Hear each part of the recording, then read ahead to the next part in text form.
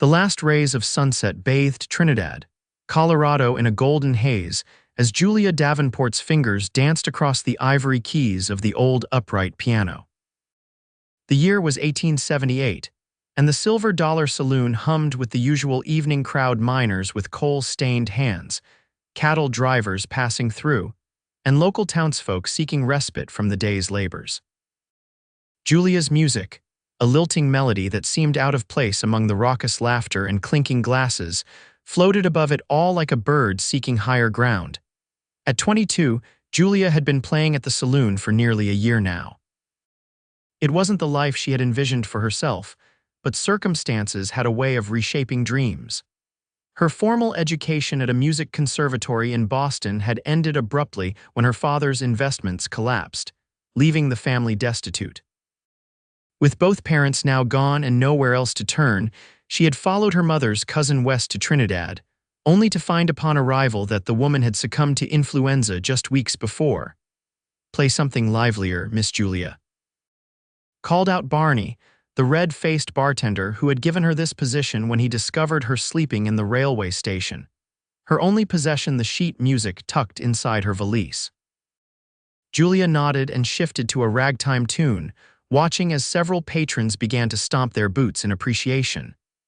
The music provided her with room and board above the saloon and a small wage enough to survive, if not thrive. It wasn't the concert halls of Europe she had once dreamed of, but at least her fingers hadn't forgotten their training.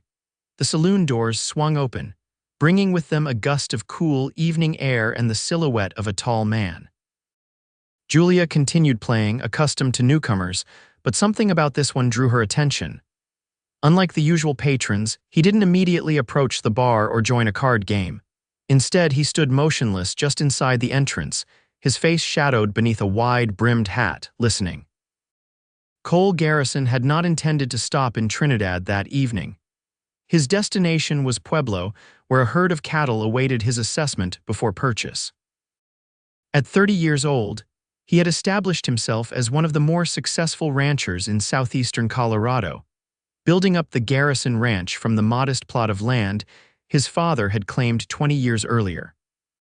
But as he'd ridden past the Silver Dollar, the unusual melody classical, refined had caught his ear and pulled him from his saddle like an invisible lasso. Now, as he stood watching the slender woman at the piano, her honey-brown hair neatly pinned up, her posture perfect despite the unsuitable surroundings, something stirred within him. It wasn't just her beauty, though that was undeniable. It was the incongruity of such talent buried in a frontier saloon. Julia felt the stranger's gaze and glanced up, her fingers never missing a note. Their eyes met across the room, hers a clear hazel, his a weathered blue, and for a moment, the cacophony of the saloon seemed to fade. Then a burst of laughter from a nearby table broke the connection, and Julia returned her attention to the keys, though she remained acutely aware of the tall stranger as he finally moved toward the bar. "Whiskey," Cole said to the bartender, settling onto a stool that afforded him a clear view of the pianist.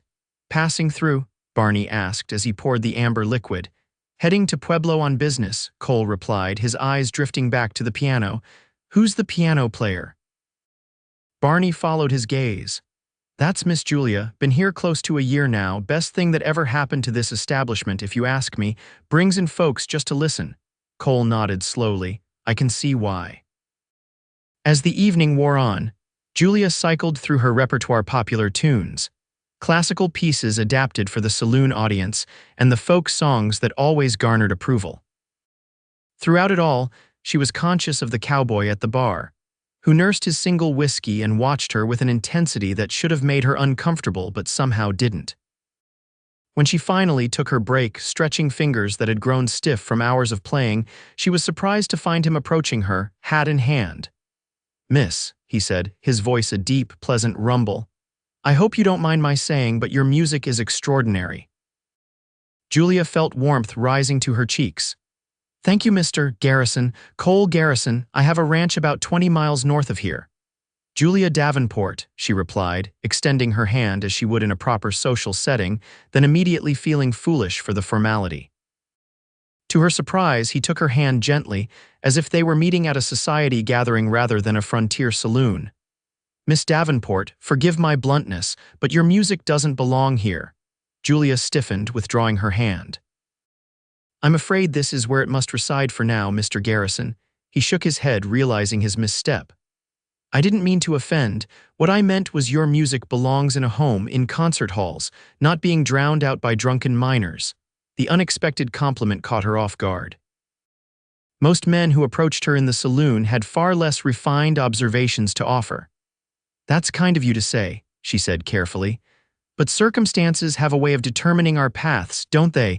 Before Cole could respond, a commotion erupted at one of the card tables. Two men were on their feet, accusations of cheating flying between them. Barney moved quickly from behind the bar, but not before one man drew his pistol. Cole reacted instinctively, stepping in front of Julia as the shot rang out. The bullet splintered the wall behind them, and pandemonium ensued.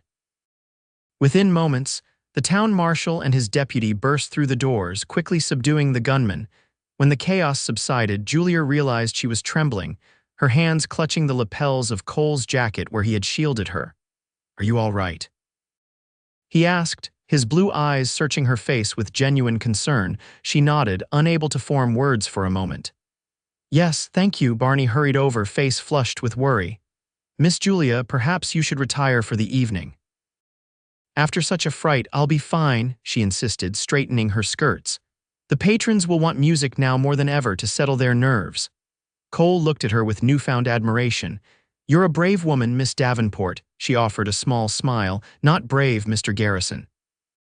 Practical? As she returned to the piano, Cole resumed his place at the bar, but his thoughts were churning. This woman clearly didn't belong in a rough and tumble saloon.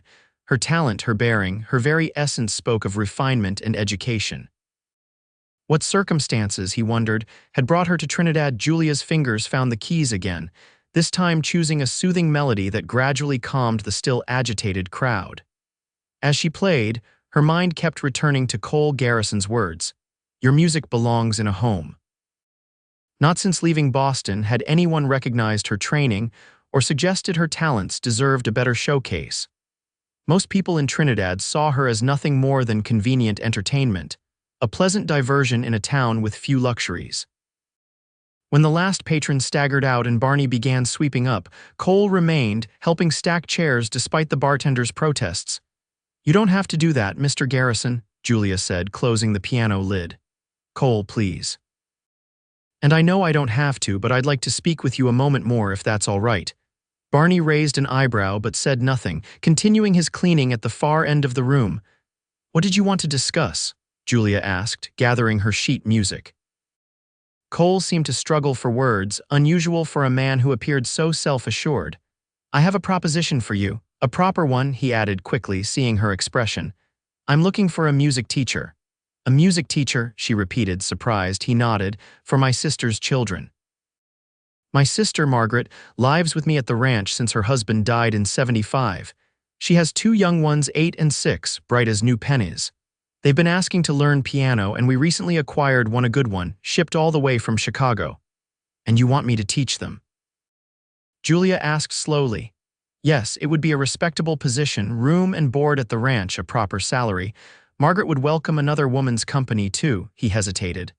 I understand if you need time to consider it. Julia's mind raced. A chance to leave the saloon, to teach music again, it was tempting beyond words.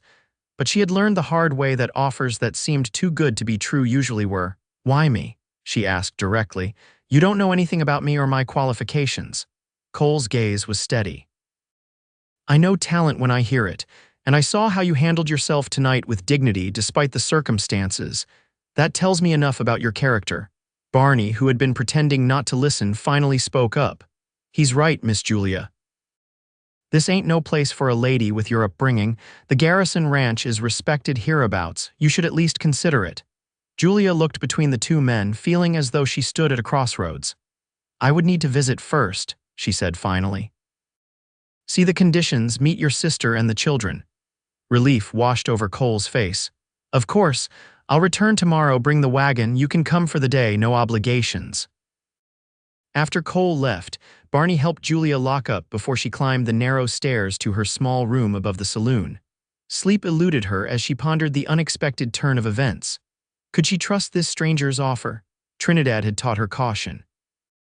Yet something about Cole Garrison's straightforward manner, the respect with which he'd treated her, made her want to believe him.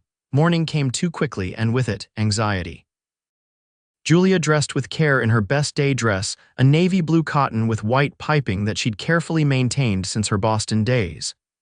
She packed a small bag, just in case the visit extended, though she made no promises to herself or anyone else about accepting the position. Cole arrived precisely when he said he would, driving a well-maintained wagon drawn by two sturdy horses. He had traded his cowboy attire for a clean shirt and vest, his hair neatly combed beneath his hat. The transformation only emphasized what Julia had sensed the night before, that Cole Garrison was no ordinary frontier rancher. "Ready, Miss Davenport?" he asked, offering his hand to help her into the wagon. The journey to the Garrison Ranch took nearly 2 hours, during which Julia learned more about her potential employer.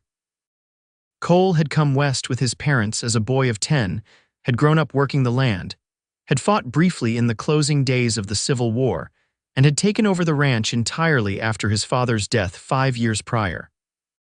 He spoke with pride about the improvements he'd made, the cattle he raised, and especially about his sister's children, whom he clearly adored. "And what about you, Miss Davenport?" he asked as they crested a hill that revealed the vast expanse of his property below. How did a classically trained pianist find herself in Trinidad? Julia hesitated, then decided honesty was best. "My father was a banker in Boston. He made some poor investments, lost everything. He took his own life shortly after. My mother didn't survive the scandal and poverty for long. I had been studying at the New England Conservatory, but couldn't continue without funds." "I'm sorry," Cole said quietly. She straightened her shoulders. "I came west because I had a relative here, or so I thought. She died before I arrived. The money I brought with me dwindled quickly. Barney offered me the position at the Saloon when he caught me playing the old piano at the railway station while waiting to see if I could afford passage back east." She smiled wryly. "I couldn't." Cole's respect for her grew with each word. To have faced such adversity and still carry herself with such dignity, it was remarkable. "Well, here we are," he said as they approached a large, well-built ranch house. Unlike many frontier homes, this one showed signs of prosperity and permanence: a wide porch wrapped around 2 sides, glass windows instead of oilcloth, and a chimney of properly laid stone. As Cole helped Julia down from the wagon, the front door burst open and 2 children raced out, followed by a smiling woman who bore a clear resemblance to Cole. "Uncle Cole!" cried the children in unison, launching themselves at him. He caught them easily, one in each arm. "Whoa there, you little wildcats! Mind your manners, we have a guest." The children turned curious eyes to Julia. The girl, the elder of the two, had Cole's blue eyes and a sprinkle of freckles across her nose. The boy was smaller, with darker features that Julia guessed came from his father's side. "Miss Davenport, may I present my niece and nephew, Emily and Thomas Sullivan, and my sister, Margaret Sullivan." Margaret stepped forward, extending her hand warmly. "Miss Davenport, how lovely to meet you. Cole told us you're a real piano teacher from back east." "Please call me Julia," she replied, immediately taking a liking to the friendly woman. "And yes, I studied music in Boston, though I never completed my formal education. More education than anyone in these parts, I'd wager," Margaret said with a laugh. "Come inside, you must be tired from the journey. I've prepared lunch." The interior of the ranch house was even more impressive than the exterior. The main room featured a stone fireplace, comfortable furniture that had clearly been shipped from the east at considerable expense, and shelves lined with books, a luxury in the West. In the corner stood the piano Cole had mentioned, a beautiful rosewood upright that must have cost a small fortune to transport. "May I?" Julia asked, drawn to the instrument. "Please," Cole nodded. She sat down, ran her fingers over the keys, and played a brief passage from Chopin. The piano was in perfect tune, its tone rich and resonant. "It's magnificent," she breathed. "How did you manage to get such an instrument out here?" "Determination," Cole said simply, "and a good relationship with the railroad." Lunch was a pleasant affair, with Margaret proving to be an excellent cook and conversationalist. The children, initially shy, soon warmed to Julia, especially when she promised to show them magic tricks on the piano afterward. As Margaret cleared the dishes, insisting she needed no help, Cole took Julia on a tour of the property. The ranch was impressive, hundreds of acres of grazing land, a large barn, separate quarters for the ranch hands, and even a small schoolhouse where a teacher came 3 days a week for the children and those of the workers. "You've built something remarkable here," Julia said as they stood looking out over the land from a small rise. "It's been my life's work," Cole admitted. "My father started with almost nothing. I've tried to honor his memory by making it thrive." "And you have." She hesitated. "May I ask something personal?" He nodded. "Why haven't you married? A man in your position would be considered quite eligible." Cole's gaze remained on the distant horizon. "I came close once, about 5 years ago, a rancher's daughter from near Denver. But she decided life out here was too isolated, too difficult. She wanted city life, society." He shrugged. "Since then, I've been focused on the ranch, on helping Margaret raise the children after James died." Julia understood then Cole's dedication to family, to building something lasting, resonated deeply with her own lost hopes for stability and purpose. When they returned to the house, Margaret had tea waiting, and the children were eager for their promised piano demonstration. Julia spent the next hour showing them basic scales and simple tunes, delighting in their enthusiasm and natural aptitude. "They take to it quickly," she told Cole and Margaret as the children practiced a 5-note pattern she'd taught them. "They have a good teacher," Cole replied, his eyes warm with admiration. As evening approached, Julia found herself reluctant to leave. The ranch, with its ordered beauty and sense of purpose, felt more like home than anywhere she'd been since Boston. The prospect of returning to her cramped room above the saloon was increasingly unappealing.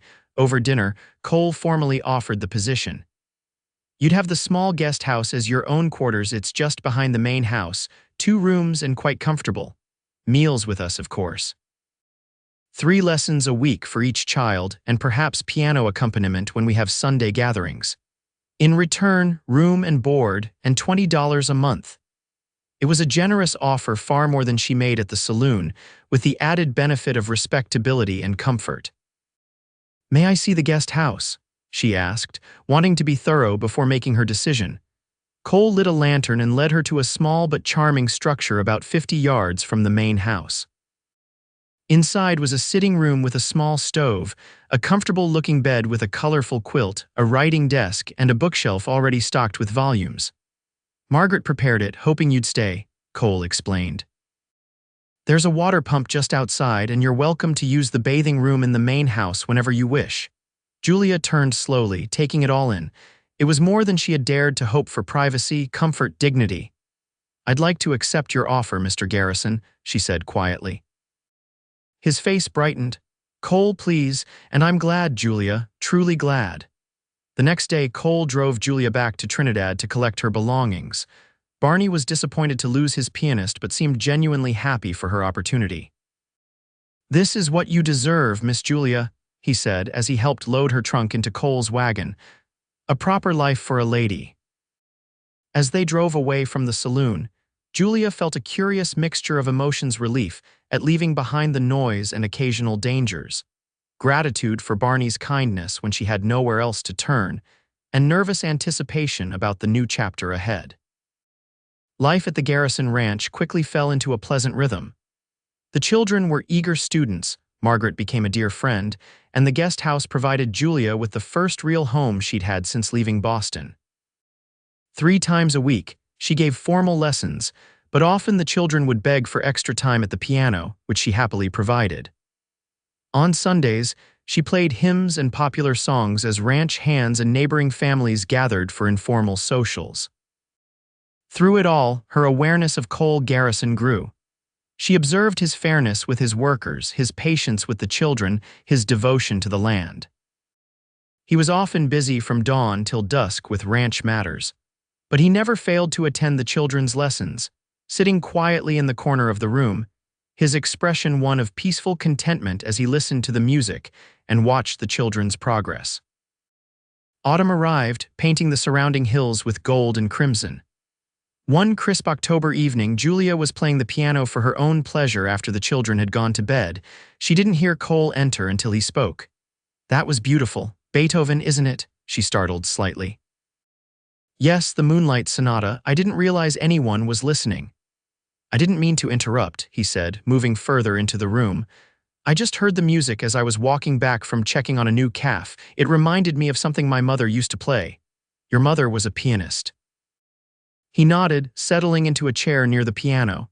"She brought a small spinet with her from Virginia when we came west. It was her prized possession.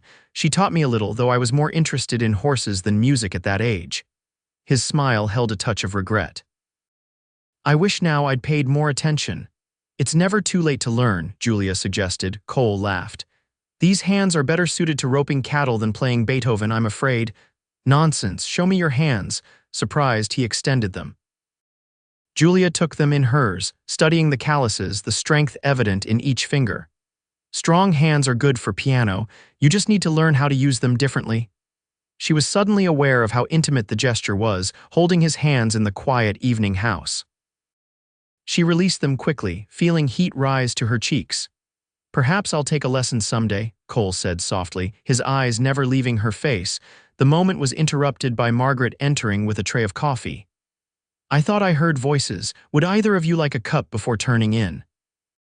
The weeks passed, and Julia found herself looking forward to the moments when Cole would join the family in the evenings. Sometimes he would ask her to play particular pieces, listening with his eyes closed, a small smile on his face. Other times, they would simply talk as Margaret sewed, and the fire crackled in the hearth about books they had read, about his plans for the ranch, about her memories of Boston. In November, preparations began for Thanksgiving, with Margaret planning an elaborate feast for the ranch hands and neighboring families. Julia offered to help, grateful for the chance to repay some of the kindness she had been shown. "You've brought so much joy to this house already," Margaret told her as they rolled pie crusts one afternoon. "The music, the children's progress, and Cole," she stopped herself. "What about Cole?" Julia asked, trying to sound casual. Margaret smiled knowingly. "I haven't seen my brother so at peace in years. He works as hard as ever, but there's a lightness to him now. I think having music in the house again reminds him of happier times before our mother passed." Julia focused intently on crimping the edge of a pie. "He's been very kind to me." "Kind, yes, and something more, I think." Margaret's voice was gentle. "He watches you when you play, Julia, not just the music you—" Julia didn't know how to respond. She had noticed Cole's attentiveness, had felt the growing connection between them, but had attributed it to their shared appreciation for music and his natural courtesy. "I don't want to presume," she said finally. "Of course not." Margaret patted her hand. "I'm just saying, if you feel something too, don't be afraid to acknowledge it. Cole is too honorable to speak if he thinks it might compromise your position here." Thanksgiving Day dawned clear and cold, the ground sparkling with frost. Julia woke early to help with final preparations, dressing in her best dress, a dark green wool that complemented her honey-brown hair, which she wore partially up, with soft curls framing her face. As guests began to arrive, the house filled with warmth and conversation.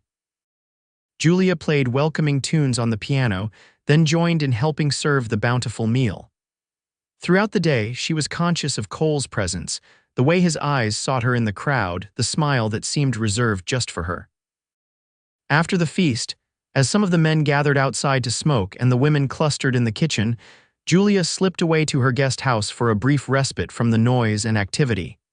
She had just stepped onto her small porch when she heard footsteps behind her, escaping the commotion. Cole asked, his breath visible in the cold air. "Just for a moment," she admitted. "It's been a lovely day, but a bit overwhelming." He nodded, moving to stand beside her on the porch. "I wanted to thank you, Julia." "For what?" "For bringing music back into our lives. For being so patient with the children." For he hesitated, then turned to face her directly. "For making this place feel more like a home than it has in years."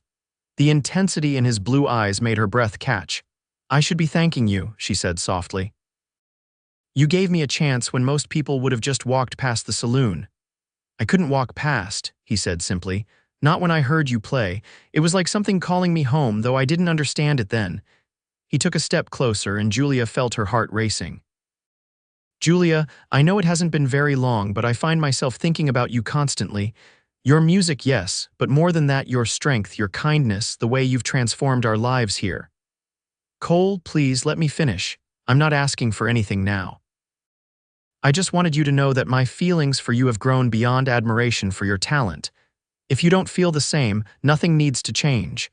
You'll always have a place here for as long as you want it. Julia looked up at him. This man who had rescued her from a life of diminished possibilities, who had seen her true worth when others had not, who now offered her his heart with the same directness and honesty he brought to everything. I do feel the same, she admitted, her voice barely above a whisper. I've tried not to because I was afraid it might complicate things, but I can't deny it anymore. Relief and joy transformed his features. Slowly, giving her every chance to pull away, he lowered his head and kissed her a gentle, questioning kiss that spoke of respect as much as desire. When they parted, Julia couldn't help but laugh softly. What will Margaret say? That it's about time, came a voice from nearby. They turned to see Margaret standing a few yards away, her expression one of delighted satisfaction. Dinner's about to be cleared away. Should I tell them you'll be delayed? Cole grinned at his sister. Give us a moment. After Margaret returned to the house, Cole took Julia's hands in his. I don't want to rush you. We can take all the time you need to be sure. She squeezed his hands. I've spent enough time being cautious, Cole. Life is too uncertain to hesitate when something feels this right. They returned to the Thanksgiving gathering together. Nothing explicitly stated, but a new awareness between them that the observant guests couldn't help but notice. The evening concluded with Julia playing the piano as everyone joined in singing traditional songs. Cole standing beside her, occasionally turning the pages of her music, his presence a warm comfort. In the weeks that followed, Cole and Julia's relationship blossomed. They were discreet, mindful of propriety, but Margaret encouraged their courtship, often finding reasons to take the children on outings to give the couple time alone. They went riding together when weather permitted, Cole showing Julia his favorite spots on the vast ranch property. They read aloud to each other in the evenings, discovering a shared love of poetry and history. And always, there was music, Julia playing while Cole listened, his appreciation for her talent unwavering. As Christmas approached, Julia noticed Cole making frequent trips to Trinidad, returning with mysterious packages that disappeared into his study. The ranch took on a festive air, with pine boughs adorning the mantels and candles in the windows. The children were beside themselves with excitement, both for the holiday and for the special recital Julia had been preparing them for. On Christmas Eve, after a special dinner and the children's performance of simple carols on the piano, gifts were exchanged around the fire. Julia had used some of her saved wages to purchase small, thoughtful presents for everyone, a handsome leather-bound journal for Cole, embroidered handkerchiefs for Margaret, sheet music for the children. There's one more gift, Cole announced when it seemed all the presents had been opened. He retrieved a small package from his pocket and handed it to Julia. Her hands trembled slightly as she unwrapped it. Inside was a velvet box, and within that, a ring, a delicate gold band set with a small but perfect diamond. Julia Davenport, Cole said, kneeling before her as Margaret and the children watched with shining eyes, you brought music into my home and love into my heart. Would you do me the honor of becoming my wife? Tears sprang to Julia's eyes. Yes, she whispered. Yes, with all my heart. Cole slipped the ring onto her finger, then gathered her into his arms, kissing her as Margaret applauded, and the children giggled with delight. Later, when the children had finally been tucked into bed with promises that morning would indeed come eventually, Cole and Julia stood on the porch, looking up at the star-filled sky. I have something else for you, Cole said, pulling an envelope from his jacket. I wasn't sure when to give it to you, but now seems right. Julia opened it to find train tickets to Denver. What's this? A wedding trip, he explained. After we're married, if you agree to a date in January, I thought we might go to Denver for a week.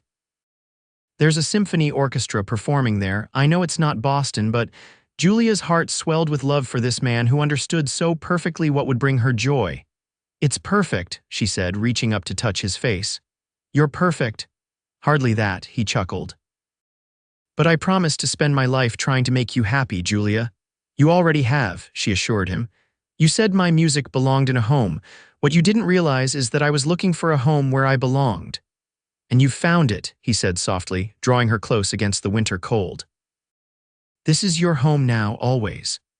The new year brought their wedding day, a joyful celebration attended by everyone from the ranch and surrounding properties.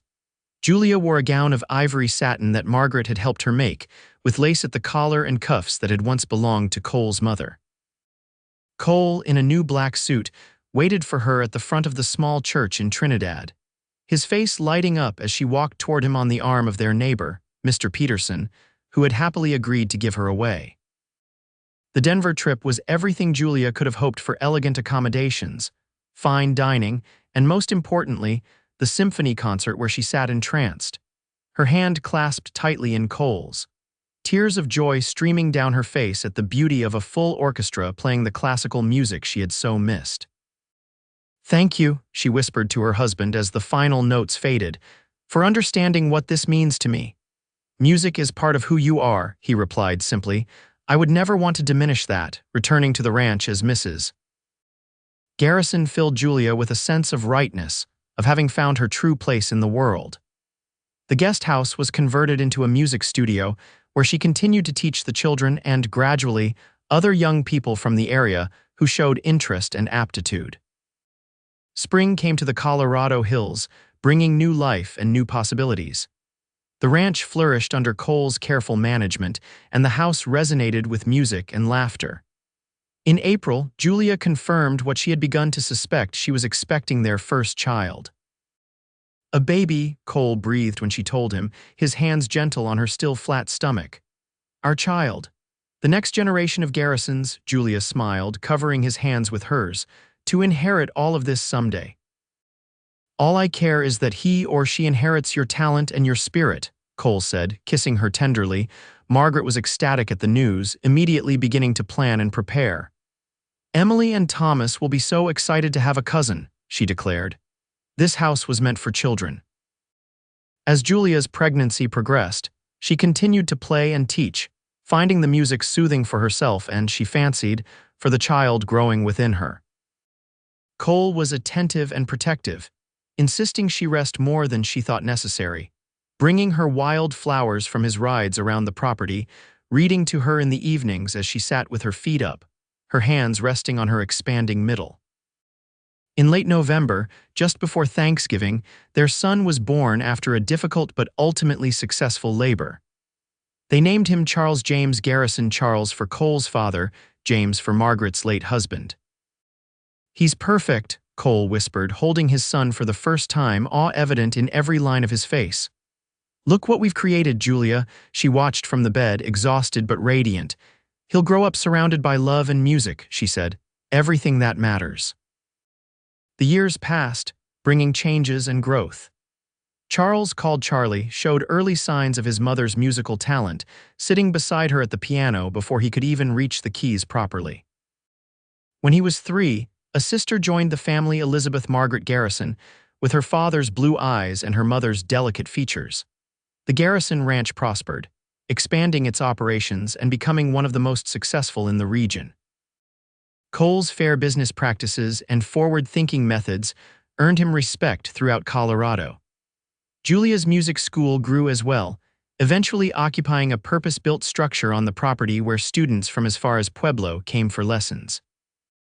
On their 5th wedding anniversary, Cole surprised Julia with a grand piano, shipped all the way from New York at considerable expense. "For the concerts I know you've been secretly planning," he teased, having discovered her sketches for converting part of the ranch's barn into a performance space. "How did you know?" she gasped, running her hands reverently over the gleaming instrument. "Because I know you," he replied simply. "Your music was never meant to be confined. It belongs wherever you want it to be heard." The barn renovation became a family project, with everyone contributing ideas. By the following spring, the Garrison Music Hall opened with a recital featuring Julia, her advanced students and musicians from Denver whom Cole had persuaded to make the journey. The audience included ranchers, townspeople from Trinidad, and even the governor of Colorado, who had heard about the unusual cultural outpost in the foothills. As Julia played the final piece of the evening, the same Chopin nocturne she had been performing when Cole first heard her at the Silver Dollar Saloon, she caught her husband's eye in the audience. The love and pride she saw there brought tears to her eyes, nearly making her miss a note. Later, after the guests had departed and the children were asleep, Cole and Julia stood on the porch of their home, his arm around her waist, her head resting on his shoulder. "Did you ever imagine this?" she asked softly. "That night in the saloon, did you ever think we would come to this?" Cole considered the question. "Not specifically this," he admitted, "but I knew you were extraordinary. I knew your music and you deserved more than what Trinidad could offer then." "You said my music belonged in a home," she reminded him. "I thought you were being condescending," he laughed. "I was being honest, if ineloquent. I just didn't realize then that the home it belonged in would become ours." Julia turned in his arms to face him. "I've never thanked you properly, Cole, for seeing something in me worth saving, for bringing me here, for giving me a family and a purpose again." "You've thanked me every day," he countered, brushing a strand of hair from her face. "With your music, your love, our children. I'm the fortunate one, Julia. Walking into that saloon was the best decision I ever made." She reached up to kiss him, still marveling after all these years at how right it felt to be in his arms. "I love you, Cole Garrison, more than I could ever play or sing. And I love you, Julia Garrison, my pianist, my heart, my home." Inside the house, the new piano waited, its potential for music a promise of all the harmonious years still to come. Outside, the Colorado night spread its star-spangled canopy over the ranch the land Cole had built with his hands, the home they had created together, the legacy they would leave for their children and the generations that would follow. From an unlikely beginning in a frontier saloon had grown a life neither of them could have imagined alone, a symphony of love, family, and music that would play on long after the final notes faded. Years later, when Julia's hair had begun to silver and Cole's step had slowed somewhat, they would still sit together at the piano in the evenings, her fingers dancing across the keys while he turned the pages. The music hall had become famous throughout Colorado, drawing performers and students from across the country. Their son Charlie had followed in his father's footsteps, managing much of the ranch operations while maintaining his mother's love of music. Elizabeth had studied piano in Boston at the very conservatory Julia had been forced to leave and had returned to teach alongside her mother. On what would have been their 30th wedding anniversary had Cole lived to see it, Julia sat alone at the grand piano he had given her so long ago. He had passed peacefully the previous winter, leaving her with a lifetime of memories and a legacy that would endure. As her fingers found the familiar melody, the Chopin nocturne that had started their journey together, she smiled through her tears. The ranch was bustling outside, their grandchildren playing in the yard, Charlie discussing cattle prices with the ranch foreman, Elizabeth preparing for the afternoon's lessons. "Your music belongs in a home," Cole had told her that night in the saloon. He couldn't have known then how prophetic those words would be, how her music would indeed find its home, and how that home would resound with harmonies neither of them could have created alone. Julia played the final notes, letting them linger in the air like a benediction. "Thank you, my love," she whispered to the empty room that somehow didn't feel empty at all. "For the music, for the home, for everything." And somewhere she was certain Cole was listening still.